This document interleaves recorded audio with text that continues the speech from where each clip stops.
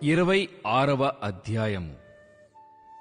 యేసు ఈ మాటలన్నీయు చెప్పి చాలించిన తరువాత జరిగినదేమనగా, ఆయన తన శిష్యులను చూచి, 2 దినములైన పిమ్మట పస్కా పండుగ వచ్చుననియు, అప్పుడు మనుష్య కుమారుడు సిలువ వేయుబడుటకై అప్పగింపబడుననియు మీకు తెలియునని చెప్పెను. ఆ సమయమున ప్రధాన యాజకులును ప్రజల పెద్దలును కయప అను ప్రధాన యాజకుని మందిరములోనికి కూడివచ్చి యేసును మాయోపాయము చేత పట్టుకొని చంపవలెనని ఏకమై ఆలోచన చేసిరి. అయితే ప్రజలలో అల్లరి కలుగకుండునట్లు పండుగలో వద్దని చెప్పుకొనిరి. యేసు బేతనియాలో కుష్ఠరోగి అయిన సీమోను ఇంటనున్నప్పుడు ఒక స్త్రీ మిక్కిలి విలువగల అత్తరు బుడ్డి తీసుకొని ఆయన యొద్దకు వచ్చి, ఆయన భోజనమునకు కూర్చుండగా దానిని ఆయన తలమీద పోసెను. శిష్యులు చూచి కోపపడి, ఈ నష్టమెందుకు? దీనిని గొప్ప వెలకు అమ్మి బీదలకియ్యవచ్చునే అనిరి. యేసు ఆ సంగతి తెలుసుకొని, ఈ స్త్రీ నా విషయమై ఒక మంచి కార్యము చేసెను. ఈమెను మీరేలా తొందరపెట్టుచున్నారు? బీదలెల్లప్పుడూ మీతో కూడా ఉన్నారుగాని నేనెల్లప్పుడూ మీతో కూడా ఉండను. ఈమె ఈ అత్తరు నా శరీరము మీద పోసి నా భూస్థాపన నిమిత్తము దీనిని చేసెను. సర్వలోకమందు ఈ సువార్త ఎక్కడ ప్రకటింపబడునో అక్కడ ఈమె చేసినదియు ఈమె జ్ఞాపకార్థముగా ప్రకటింపబడునని మీతో నిశ్చయముగా చెప్పుచున్నానని వారితో అనెను. అప్పుడు 12 మందిలో ఒకడగు ఇస్కరియోతు యూదా ప్రధాన యాజకుల యొద్దకు వెళ్లి, నేనాయనను మీకప్పగించిన ఎడల నాకేమి ఇత్తురని వారినడిగెను. అందుకు వారు 30 వెండి నాణెములు తూచి వానికి ఇచ్చిరి. వాడప్పటి నుండి ఆయనను అప్పగించుటకు తగిన సమయము కనిపెట్టుచుండెను. పులియని రొట్టెల పండుగలో మొదటి దినమందు శిష్యులు యేసునొద్దకు వచ్చి, పస్కాను భుజించుటకు మేము నీ కొరకు ఎక్కడ సిద్ధపరచగోరుచున్నావని అడిగిరి. అందుకాయన, మీరు పట్టణమందున్న ఫలాని మనుష్యుని యొద్దకు వెళ్లి, నా కాలము సమీపమై ఉన్నది, నా శిష్యులతో కూడా నీ ఇంట పస్కాను ఆచరించెదనని బోధకుడు చెప్పుచున్నాడని అతనితో చెప్పుడనెను. యేసు తమకు ఆజ్ఞాపించిన ప్రకారము శిష్యులు చేసి పస్కాను సిద్ధపరచిరి. సాయంకాలమైనప్పుడు ఆయన 12 మంది శిష్యులతో కూడా భోజనమునకు కూర్చుండెను. వారు భోజనము చేయుచుండగా ఆయన, మీలో ఒకడు నన్ను అప్పగించునని మీతో నిశ్చయముగా చెప్పుచున్నానెను. అందుకు వారు బహు దుఃఖపడి ప్రతివాడును, ప్రభువా, నేనా అని ఆయనను అడుగగా, ఆయన నాతో కూడా పాత్రలో చెయ్యి ముంచిన వాడెవడో వాడే నన్ను అప్పగించువాడు. మనుష్య కుమారుని గూర్చి రాయబడిన ప్రకారము ఆయన పోవుచున్నాడు గాని ఎవనిచేత మనుష్య కుమారుడు అప్పగింపబడుచున్నాడో ఆ మనుష్యునికి శ్రమ. ఆ మనుష్యుడు పుట్టియుండని ఎడల వానికి మేలని చెప్పెను. ఆయనను అప్పగించిన యూదా, బోధకుడా, నేనా అని అడుగగా ఆయన నీవన్నట్టే అనెను. వారు భోజనము చేయుచుండగా యేసు ఒక రొట్టె పట్టుకొని దానినాశీర్వదించి విరిచి తన శిష్యులకిచ్చి, మీరు తీసుకొని తినుడి, ఇది నా శరీరమని చెప్పెను. మరియు ఆయన గిన్నె పట్టుకొని కృతజ్ఞతాస్తుతులు చెల్లించి వారికిచ్చి, దీనిలోనిది మీరందరూ త్రాగుడి, ఇది నా రక్తము, అనగా పాప క్షమాపణ నిమిత్తము అనేకుల కొరకు చిందింపబడుచున్న నిబంధన రక్తము.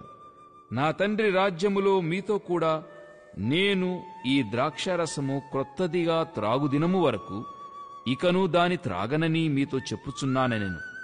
అంతటా వారు కీర్తన పాడి ఒలీవల కొండకు వెళ్ళిరి. అప్పుడు యేసు వారిని చూచి, ఈ రాత్రి మీరందరూ నా విషయమై అభ్యంతరపడెదరు. ఏలయనగా, గొర్రెల కాపరిని కొట్టుదును, మందలోని గొర్రెలు చెదరిపోవును అని రాయబడి ఉన్నది గదా. నేను లేచిన తరువాత మీకంటే ముందుగా గలిలయకు వెళ్ళెదనెను.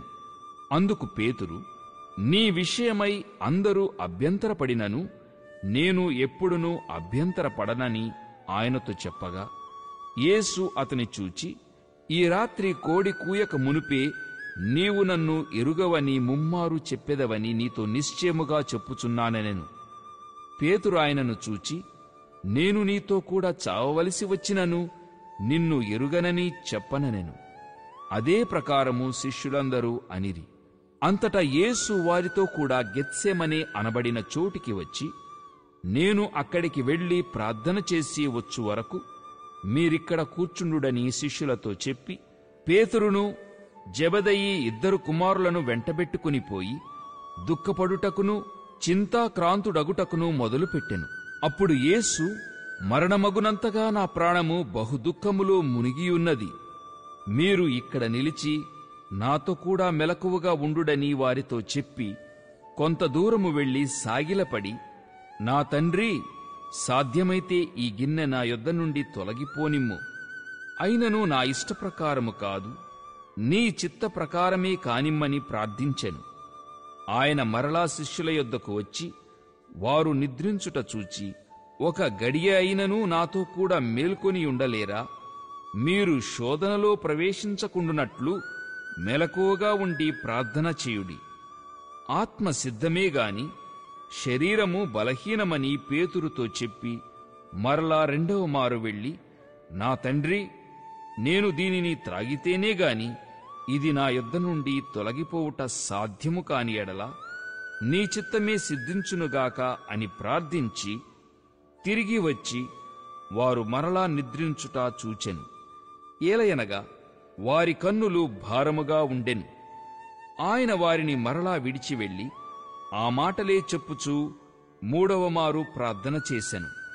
అప్పుడాయన తన శిష్యుల యొద్దకు వచ్చి, ఇక నిద్రపోయి అలసట తీర్చుకొనుడి. ఇదిగో, ఆ గడియ వచ్చియున్నది. మనుష్యకుమారుడు పాపుల చేతికి అప్పగింపబడుచున్నాడు. లెండి, వెళ్ళుదము.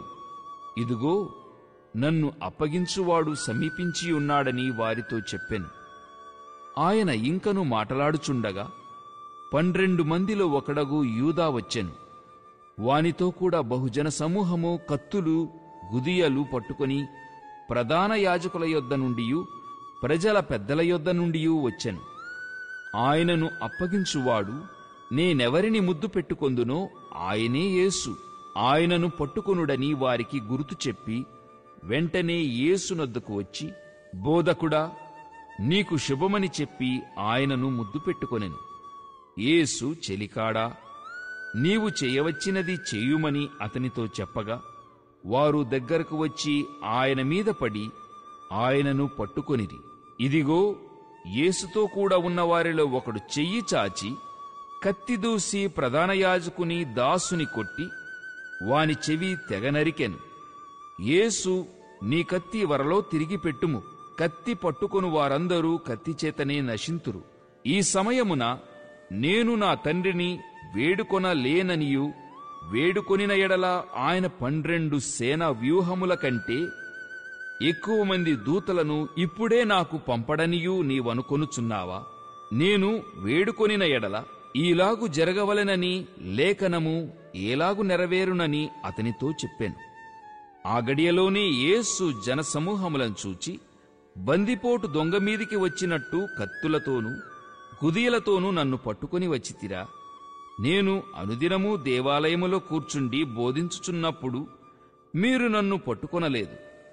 అయితే ప్రవక్తల లేఖనములు నెరవేరునట్లు ఇదంతయు జరిగెనని చెప్పెను.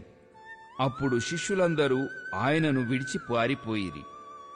యేసును పట్టుకొనిన వారు ప్రధాన యాజకుడైన కయప యొద్దకు ఆయనను తీసుకొని పోగా అక్కడ శాస్త్రులను పెద్దలను కూడియుండిరి. పేతురు ప్రధాన యాజకుని ఇంటి ముంగిట వరకు ఆయనను దూరముగా నుండి వెంబడించి లోపలికి పోయి దీని అంతమేమవునో చూడవలెనని బంట్రౌతులతో కూడా కూర్చుండెను. ప్రధాన యాజకులను మహాసభవారందరును యేసును చంపవలెనని ఆయనకు విరోధముగా అబద్ధ సాక్ష్యము వెదకుచుండిరి. కాని అబద్ధ సాక్షులు అనేకులు వచ్చినను సాక్ష్యమేమియూ దొరకలేదు. తుదకు 2 మనుషులు వచ్చి, వీడు దేవాలయమును పడగొట్టి 3 దినములలో దానిని కట్టగలనని చెప్పిననిరి. ప్రధాన యాజకుడు లేచి, నీవు ఉత్తరమేమియూ చెప్పవా? వీరు నీ మీద పలుకుచున్న సాక్ష్యమేమని అడుగగా యేసు ఊరకుండెను. అందుకు ప్రధాన యాజకుడు ఆయనను చూచి, నీవు దేవుని కుమారుడవైన క్రీస్తువైతే ఆ మాట మాతో చెప్పుమని జీవముగల దేవుని తోడని నీకు ఆనబెట్టుచున్నానెను. అందుకు యేసు, నీవన్నట్టే, ఇది మొదలుకొని మనుష్య కుమారుడు సర్వశక్తుని కుడిపార్శ్వమున కూచుండుటయు ఆకాశ మేఘారూఢుడై వచ్చుటయు మీరు చూతురని చెప్పగా, ప్రధాన యాజకుడు తన వస్త్రము చింపుకొని, వీడు దేవదూషణ చేసెను, మనకిక సాక్షులతో పని ఏమి?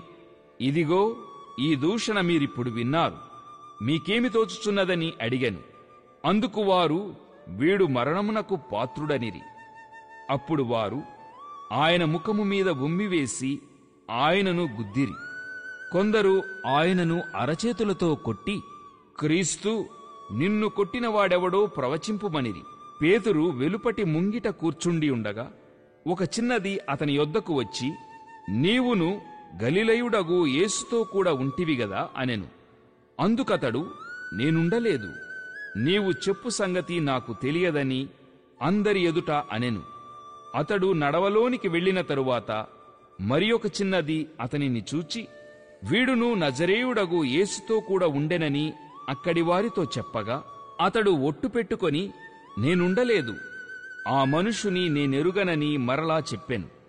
కొంతసేపైన తరువాత అక్కడ నిలిచియున్నవారు పేతురునొద్దకు వచ్చి, నిజమే, నీవును వారిలో ఒకడవే, నీ పలుకు నిన్ను గూర్చి సాక్ష్యమిచ్చుచున్నదని అతనితో చెప్పిరి. అందుకు అతడు ఆ మనుషుని నేనెరుగనని చెప్పి శపించుకొనుటకును ఒట్టు పెట్టుకొనుటకును మొదలుపెట్టెను. వెంటనే కోడి కూసెను. కనుక కోడి కూయక మునుపు నీవు నన్నెరుగనని ముమ్మారు చెప్పెదవని యేసు తనతో అనిన మాట పేతురు జ్ఞాపకము తెచ్చుకొని వెలుపలికి పోయి సంతాపపడి ఏడ్చెను.